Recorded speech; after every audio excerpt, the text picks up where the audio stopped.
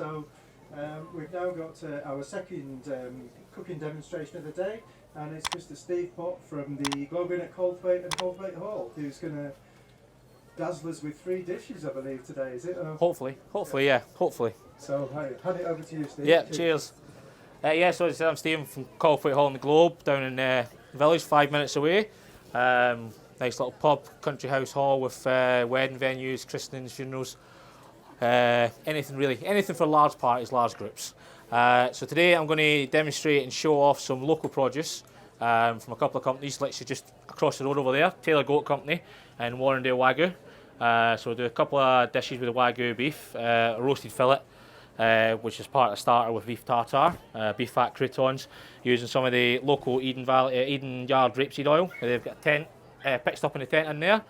So go and see them afterwards. They've got some nice little flavoured oils, the bottles like that, and they also do big 5 litres. Great for cooking with anything really.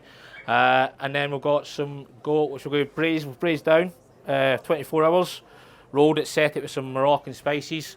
Do a little romesco sauce, some confit tomatoes, and a few little local vegetables from my local drinker there, Dan. Dropped me some kale and chard fresh off this morning, so hopefully you like it, and there'll be some tasters at the end of it and whatnot.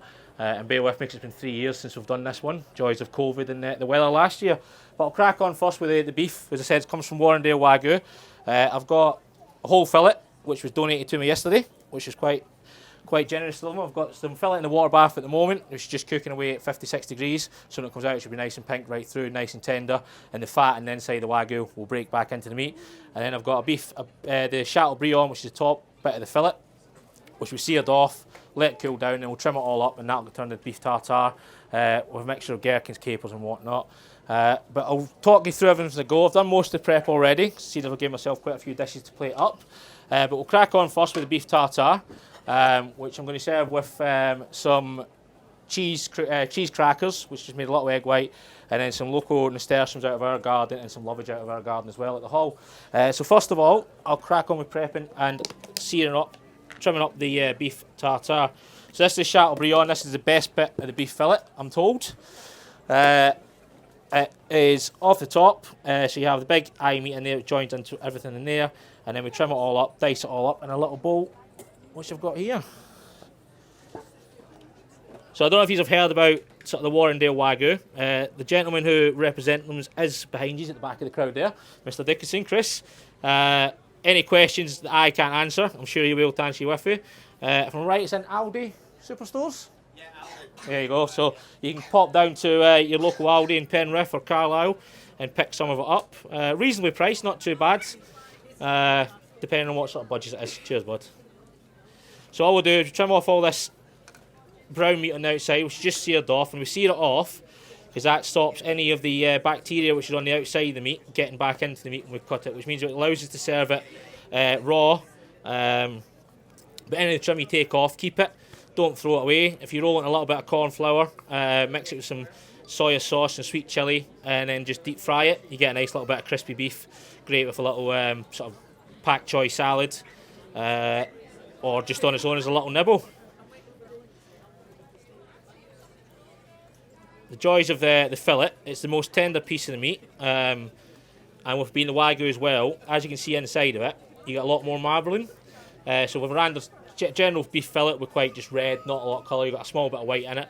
But with the Wagyu, the way it's reared and the way it's bred, you get a lot more marbling, which makes it tender, more flavour, and personally, it's a nicer piece of meat.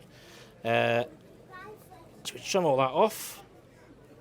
As I said, don't bin it, keep it, use it for anything else, even use it to make your gravy on a Sunday lunch or anything like that. So for tartare, the secret is just to finely slice it and thinly dice it, nice and fine, so you get small mouthfuls at a time, and then cut with the grain, so it keeps it nice and tender. It basically falls apart without even cutting it because of the way the marbling is on the inside. If anybody's got any questions or anything like that, feel free to shout away. And I said I'll try and answer them as best as I can. These are the sort of dishes that we do on our sort of special nights, like New Year's Eve, weddings, and stuff like that at the hall.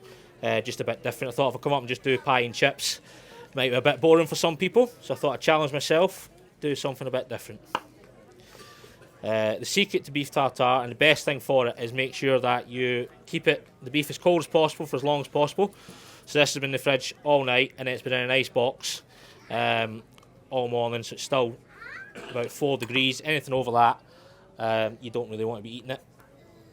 So all we do, nice fine dice. See how my knife skills are working. And then we mix that, as I said, with some gherkins, some capers, some diced shallot, some chives, a little bit of mustard emulsion.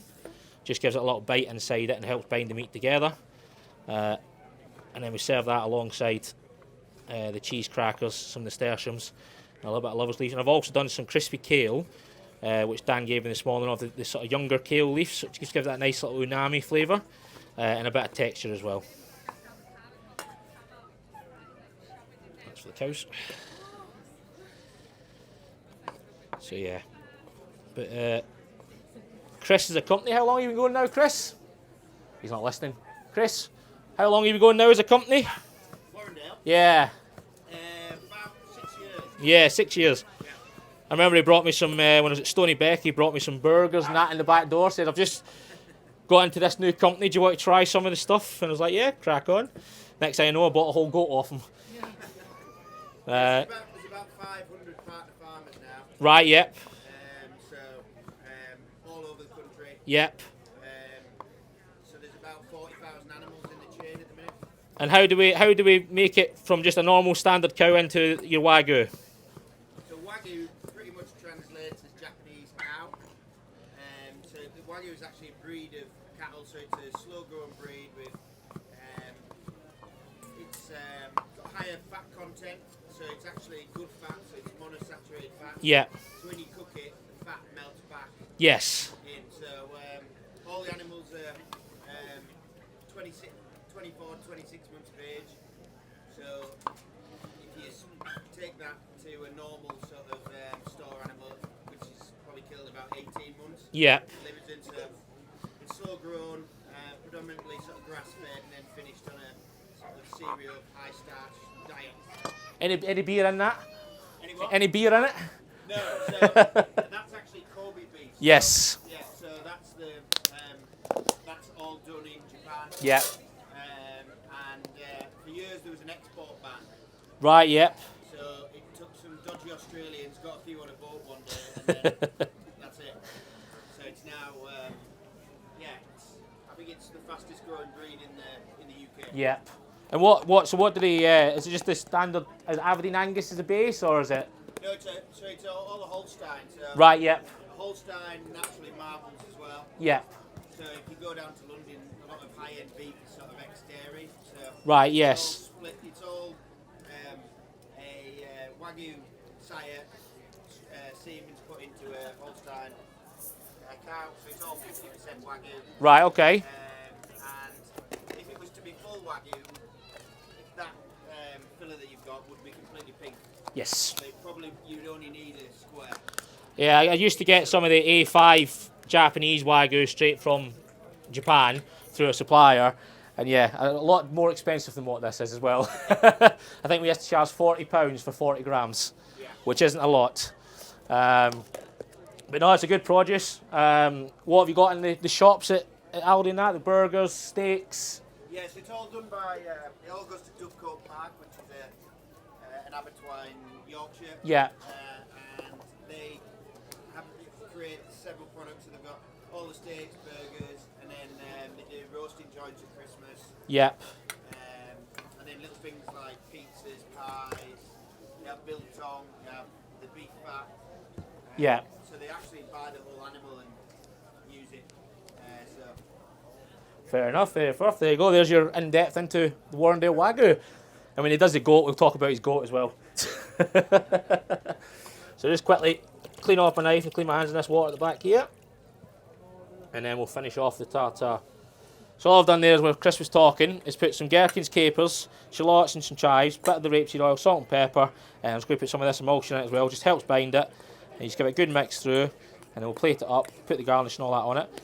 Near the time when it comes to finish, I'll stick it in the fridge, let it sort of sit for a little bit, keep it at a nice temperature, so that it's all nice. And this is just a smoked emulsion using the Eden Yard rapeseed oil, It's just some egg yolks, some Dijon mustard, there's the oil which is smoked with some charcoal. Just drop it in, once the charcoal's smoking and burning, stick it into the cold oil. Makes a messier kitchen, but over and then you end up with a nice sort of subtle thing. Just brings that sort of barbecue flavour into the actual beef again, if it's just been cooked over the top of barbecue. So that's it there, guys. Nice, the emulsion gives it a bit of a colour, holds it together, so when you pick it up and you make it a ring, it combines together. You can either serve it on a plate like that, but we're going to jazz it up a little bit to make it a bit more nicer. So I'll stick that in the fridge, keep it at nice temperature.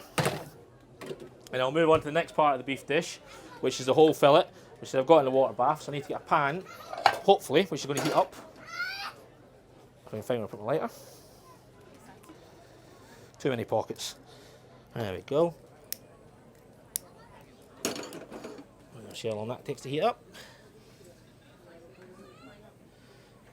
So the joys of beef fillet is you can use the whole part of the joint. There's not really much wastage off it. You get a little bit of trim, which then you can use for different things. You can use it for gravies, or you can do it in a stir fry, depending on what time you've got and what you want to use it for. Let me pull that down. So this has just been trimmed up, all the trim taken off, into the water bath. It's been in a water bath for 2.5 hours at 56 degrees, so just nice and pink on the inside. I'm going to do this down here so all the blood runs down here, rather than letting you see it. Into the bin. There you go, and all we do is wrap it in cling film, get a nice shape on it, so it gives you that nice shape. So when we cook this, we're going to season it, roast it off in the pan, let it rest for a little minute. Always important to rest all your meat as much as you can. All that does is puts the juices back into the meat, but also you imagine putting your hand in a hot pan, your hand goes like that, it's just going to be as tight as anything. That relaxes the meat. Even with it being Wagyu, still needs a bit of resting. So yeah, as I said, a little bit of salt.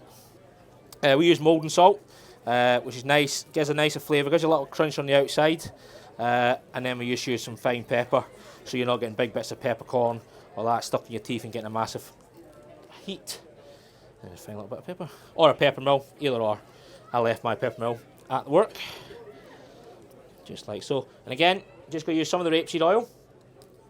Great for everything: fish, cooking your Yorkies, making salad dressings, cooking fish, anything like that. There we go. That's the noise we want. How long the noise stays there, we'll see. So while that's just roasting off, give it a couple of minutes on either side, just keep turning it, and we'll finish it with a bit of butter, baste it, puts the butter back into the meat as well, gives it a nice flavour. While I'm doing that, I'll plate up the actual garnish for it, which is mainly just onions, lovage, nasturtiums, the emulsion, and then we've just got some different textures of onions that we do at the pub. I'm going to do 2 plates of each up, and then I'll do some little samples off as well.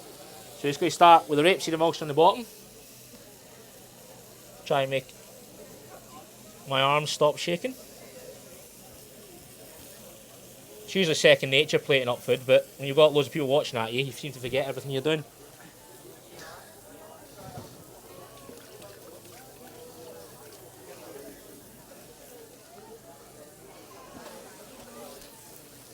Flip that board over.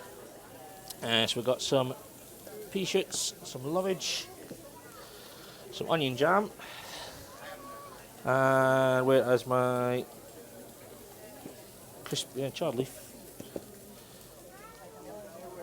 There we go, cheese cracker, that's the one. So this is a cheese cracker, just made using some really strong mature cheddar.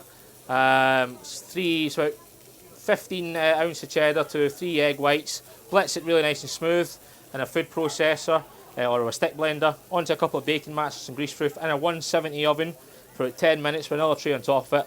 Pull it out, colours it up, and it gives you a really nice sort of cheesy, salty tang, which gives you an extra background seasoning underneath. And again, you taste it. It starts off quite sort of strong, and then it mellows down, gives you a bit more sweetness through the inside as well. So, looking for colour. Colour is key, and that's what you sort of want. Nice brown colour on the outside.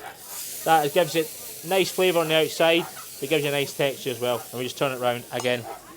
So plating up, I've got some of my onion jam, and all this onion jam is 3 onions in a pan with some sugar, some water, some salt, pepper, and just left to cook on a really low heat for about 2 hours, and all the natural sugars come out of the onions as well, which then gives you the brownness. It can go over.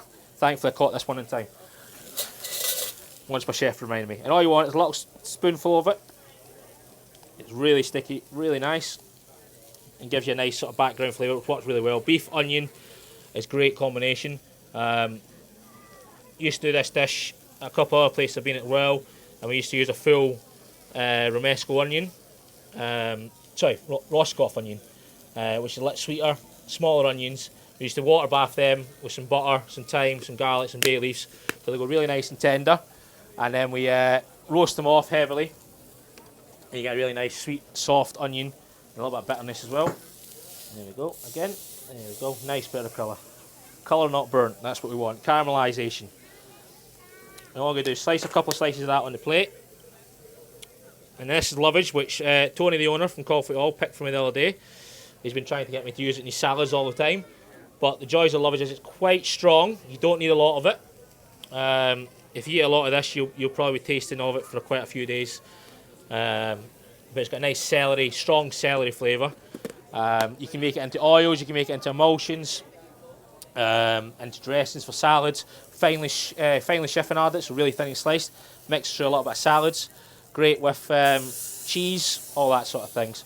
Then got some little pickles here, which I've just done a little pickle emulsion. So vinegar, sugar, some aromatics, so a bit of star anise, bay leaves, coriander seeds. So we've got some pickled shallots and then some little pickled mushrooms, which just give you a little bit of sweetness and a little bit of sharpness on the dish. And then don't forget your ends, like so. And that sounds like the rain's just started. And I'm glad I'm in here. We'll tip them out into there.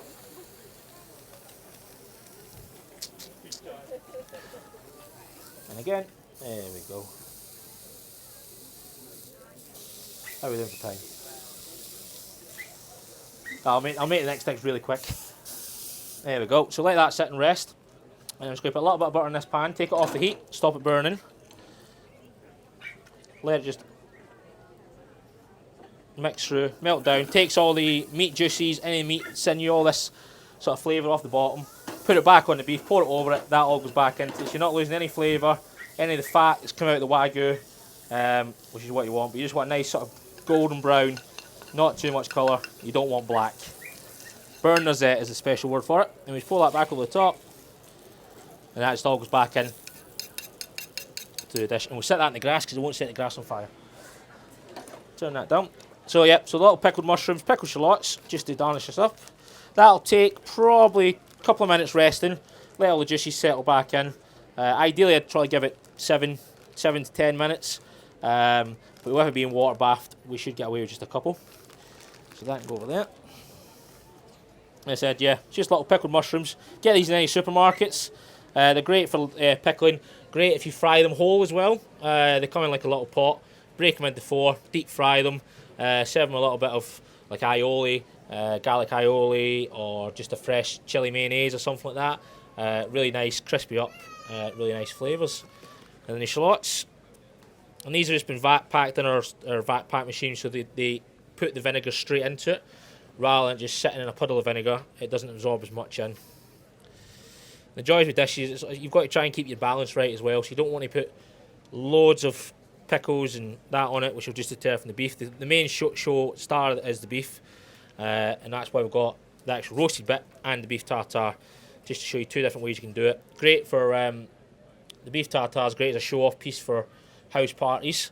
Very simple to do. Just get the freshest beef you can get, and I said sear it off, set it in the fridge, let it go cool, trim it all up as I've done, add a few little flavours to it, and you get a nice little party dish for house parties, impress your friends. Anything like that. And then these are nasturtiums. So Dan brought me some from his garden with the flowers, and I and Tony, we've got a load of nasturtiums growing out of the pub in the hall, and they've got a nice little peppery flavour to them as well. Just drain off some of the liquid. They have loads of flowers on them, no doubt people have got them growing in their gardens and all that, all completely edible, great in salads, and again, if you can tempura them as well, and they have a nice little bite at the end of it as well. And all we're going to do is just pick the lids down, pick the flowers down, so you get a nice flavour. Bit of colour, like so. And then these are just pea shoots. Everybody's used pea shoots, seen pea shoots in the past. Off the top of your spring peas. Again, great little addition. Nice little garnish. And then the crispy kale, which we just 170 deep fried, in out in onto tray, nice little oil. Again, it's getting really nice umami flavour, quite salty, but it's a great little flavour. Works really well with beef. Great with fish dishes. And if you crumble it, sprinkle it over mushrooms. Again, it just gives that little extra flavour to the mushrooms. Right. And then I've just got the last bit, which is the beef fat croutons. Who doesn't want beef fat croutons? So you just beef fat, rendered down. Some of our homemade bread, which just went slightly stale. And then we just add that into the fat, bake them for about 10 minutes in the oven, 170, and they come out a nice crunch off them sort of thing. So you just want a few of them, just to give you a little bit extra texture.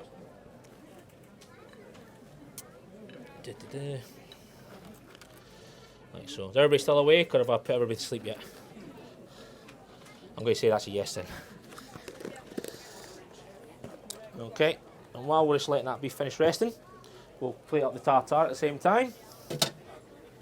So it's just kept it fresh, kept it at a nice temperature. You don't want it getting warm. It ruins the actual dish. And I'm going to go really chefy here and find where if I can remember where I put it, my little metal ring. If not, we'll go off cuff. Yeah, we'll go off cuff. Why not? So, as this is like a two-part dish, you don't want to do a big, massive portion of tartare. This is just a celebration of the Warrendale Waygu, which I'm hoping after this I might get some better discount. There we go. Just a nice little heap of that in there, like so. And then that can go back in the fridge. And give that a bit of wash off.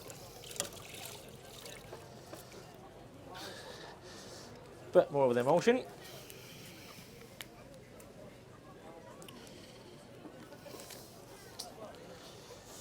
And then a few little nasturtium leaves.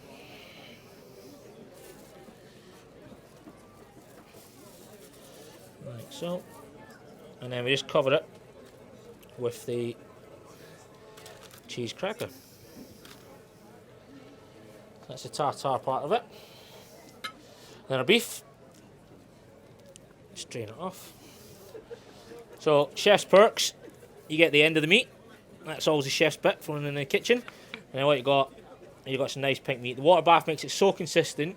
You set it at different temperatures. If you want it less, set it at 50 degrees, slightly more, another couple of degrees. If you want it higher, then don't talk to me, because that's how you should have it. But yeah, you're looking about, for sort of medium well, you're looking at 60 degrees. And then all we're going to do is take a nice chunk off, and another one, cuts like butter, like so. Set that on the edge of the plate there, like that. That can go back on the resting tray. That. Now I've just got some crispy onions, which are just fried off, and a little bit of corn flour in a pan, gives a nice thing. And then again, not wasting anything, we've got the onion petals, which we just barbecue in the oven at 300 degrees, save any wastage, do a bit for the planet. And then an onion ash made with the oil from some of the skins as well. And this is a dish you'd get in any sort of fine dining restaurant, and a dish you'd have probably at our pub on New Year's Eve. If not, probably during the winter when we try and change the menu up a little bit and add a few little more products onto it. And there you go. Just finish it off with these herbs. And I've got my crispy kale. And that is my celebration of some our own herbs mainly, as well as some lovely Warrendale Wagyu. So I'll let people have a look at that, and then I'll start on the goat dish, which shouldn't take as long.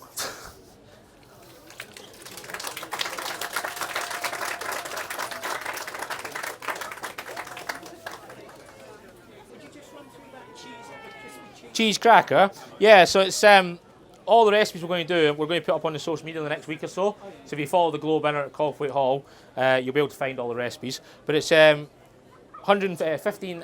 ounce of cheese, just strong mature cheddar, something like a St Andrews or a Montgomery, or even a local chieftain or something like that from Eden Valley, Appleby Creamery sort of thing. Sorry, 3 egg whites. In a liquidizer, blitz it till it goes smooth. Depending on the cheddar, you will get a little bit of grain in it just because of the salt content. You don't need to put any salt in it, no pepper, because the cheese will give you that. And then into a couple of flat trays, either grease proof or if you've got the silicone mats, put another tray on top of it, spread it thin, 170 degrees, 10 minutes. Take it out, take a tray out, take a tray off. If you've not got enough colour on it, just take the top tray off, give it another 5 minutes at a time, just till you get it. Let it sit and it'll go completely hard. So you'll be able to try it in it. I'll move on to the goat dish. Again, this is using some of Chris's goat from Tailored Goat Company, literally across the road. 2 miles. You don't live over there now, do you? You're building a new one? Calthwaite. Yeah, Calthwaite, yeah. So I'll get set up and let Chris tell you a bit about his goat. We're using the shoulder and the leg, which we've braised for 24 hours. And just an aromatic broth with some coriander, star anise, bay leaf, fennel, bit of ras el mahout, which has got about 13 different spices in it, Moroccan spice. Nice and tender. Take it out, cook it on the bone, keeps it moist for longer. And then we pick it all down, some salt, some pepper, a bit more spicing, some chives, and then reduce the goat stock down, add that. And there's something called meat glue, which you can get in a lot of supermarkets now, which helps keep it together and stops it from falling apart. But then when you break into it, it completely falls apart on the plate for you. So when I cut in and show you, you'll see what I mean. It's a braised down piece of meat. And it's really tender, really full of flavour. You can do it with loin, water bath the loin. And people think of goat, think of tagines, Moroccan, curries, everything taking forever, long cooking. I used Chris's goat at Farlam when we won 2 rosettes. We gave it to the inspector and he was really impressed that somebody was using goat. They hadn't had goat for years. And we done a loin, braised shoulder, similar sort of dish to this without tomatoes because it was more February time. And he was over the moon with it. And then I told Chris that we won 2 rosettes with it, so he was happy as well. But I'll let Chris tell you a bit more about it while I just crack on. Yeah, so it's all...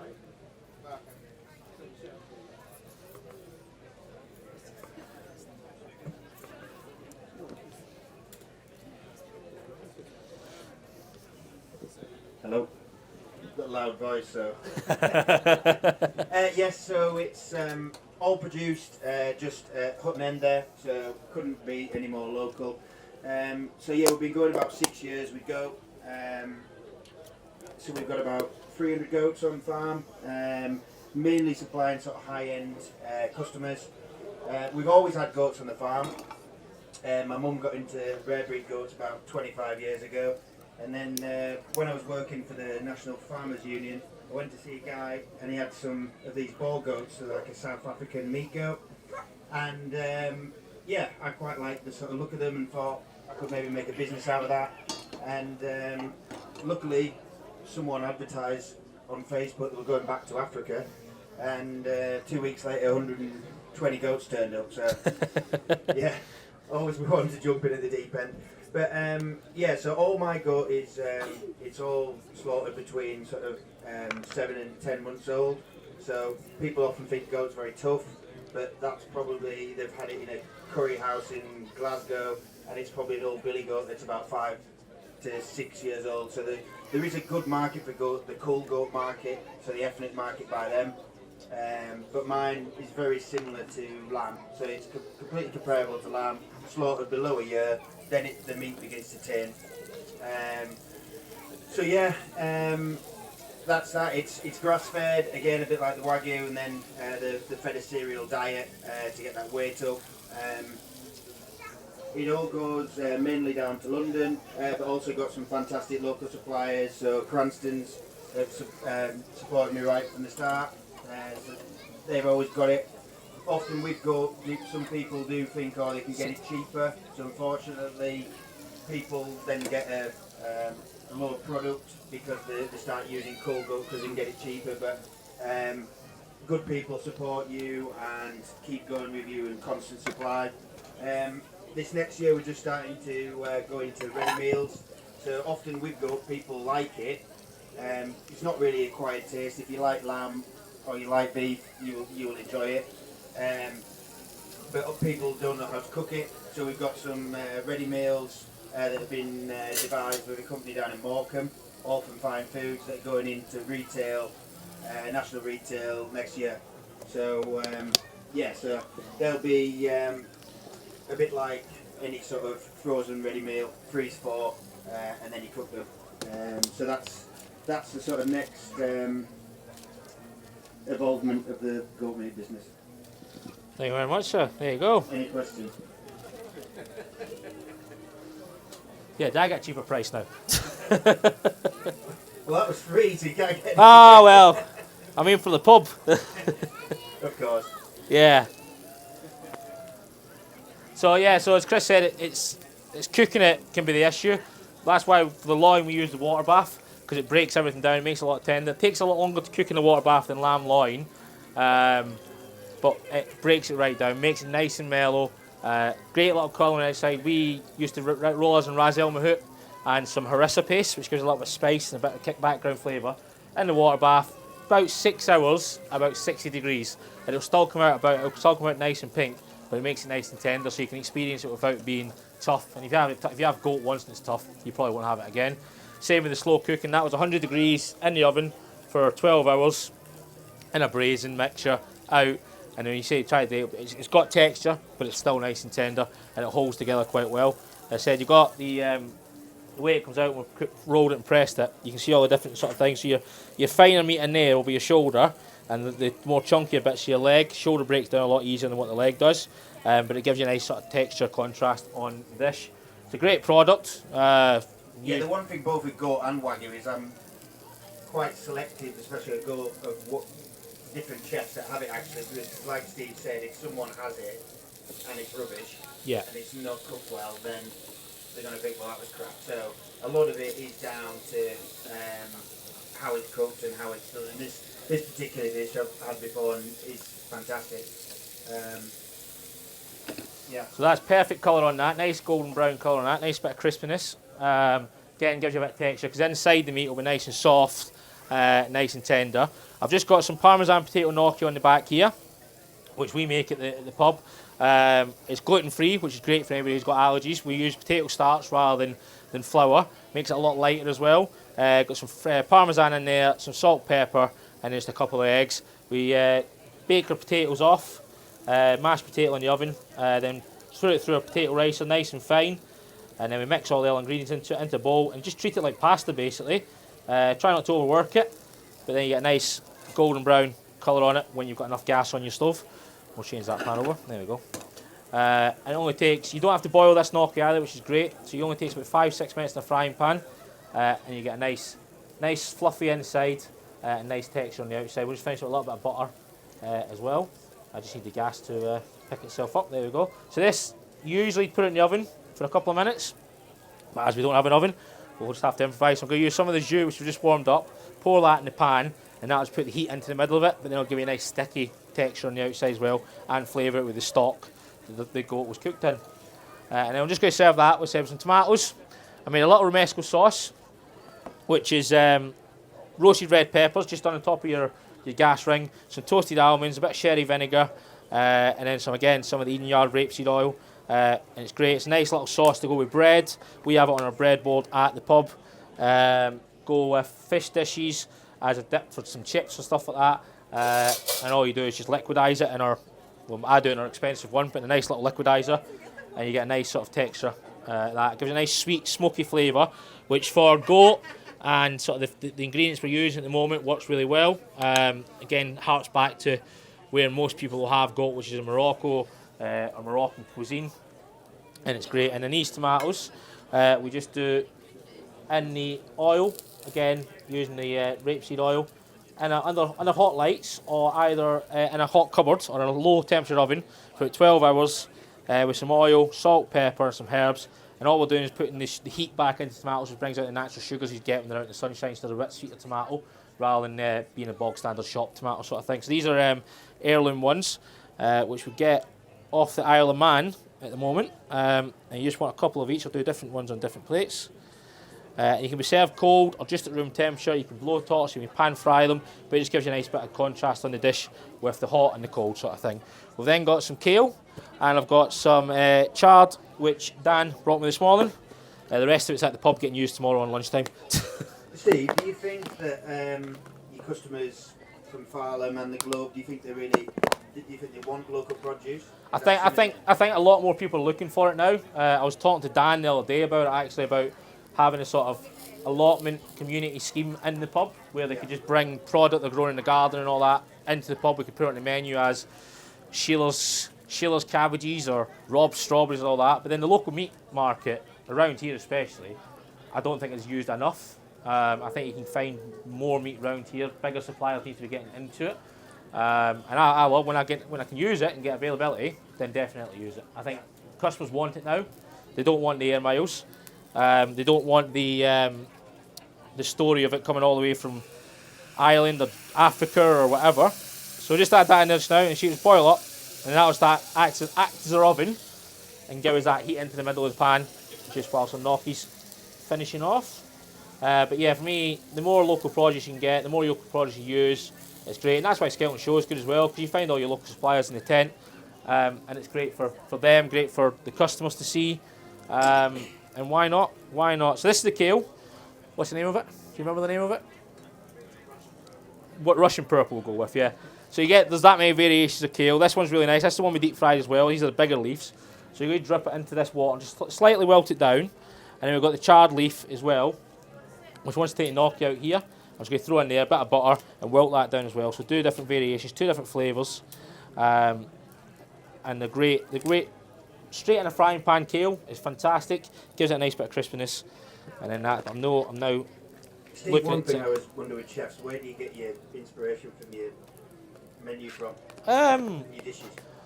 For me personally, it's different things really, different places, different food. If something comes in like the goat and the Wagyu, you just think about what would you like to eat for a start, and then you sort of work it off there for other people to try.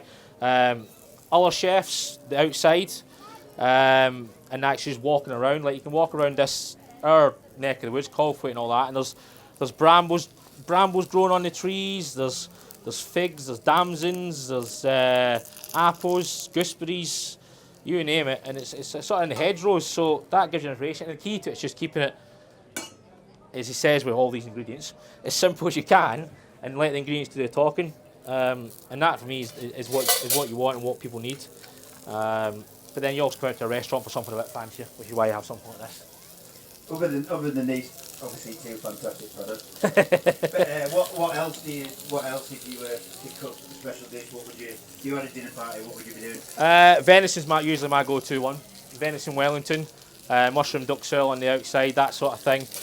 Puff pastry, and then just serve it with some either a gratin potato, bit of braised red cabbage. I prefer, personally for me, October, November, December's my favourite time for food produce, because you get to be a bit more hearty, a bit more flavoured, packet full, roasting celeriac, yeah, all that sort of thing. Round the Christmas period, don't touch turkey, because that's just turkey. But for me, yeah, venison is always my go-to one, and so many different, either venison tartare, venison Wellington, venison medallions. But the first dish that I ever cooked for my dad, when he had his own pub, was duck à l'orange, and that dish has always stuck with me for as long as I can, and it's just one of those go-to ones. But you've got to get it done right. And I was lucky enough to go to France and have duck à l'orange in France, and that was just cooked at the table, carved in front of you, and it was just phenomenal. So we're pretty much now good to ready to plate up. We've got the gnocchi. Just going to do a few little ones of these on the plate. The goat's just sitting nicely on the thing. And again, we're just going to make it look nice and chefy. We've got the wilted chard, which it's just got a nice little colour on it. The butter's just going to, again, just caramelise on it to give it a little bit of flavour. Like that. Leave the butter on, because again, it's just flavour. That can drop down there. Any questions for Steve as he's putting up? Anyone? Then the kale is going to give us a bit of texture, just wilted.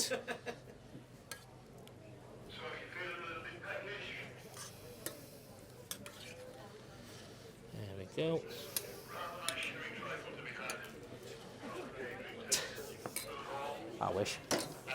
I wish I'd done sherry trifle now, it'd be easier. So that's just sat, it should just nice temperature on the inside, it won't be piping hot. And then we'll use a bit of the jus, the chefy jus shall we call it, just to help keep it moist, like so.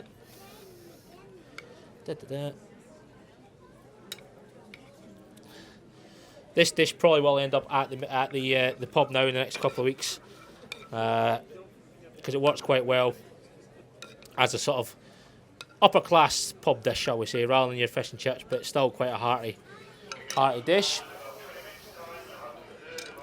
And then we've got a little mint oil, which we just finish off, which just again, mint complements goat quite well. And there you go. You've got your goat loin, goat shoulder, goat leg, supplied by Chris, done by the Globe Inn at Calthwaite Hall.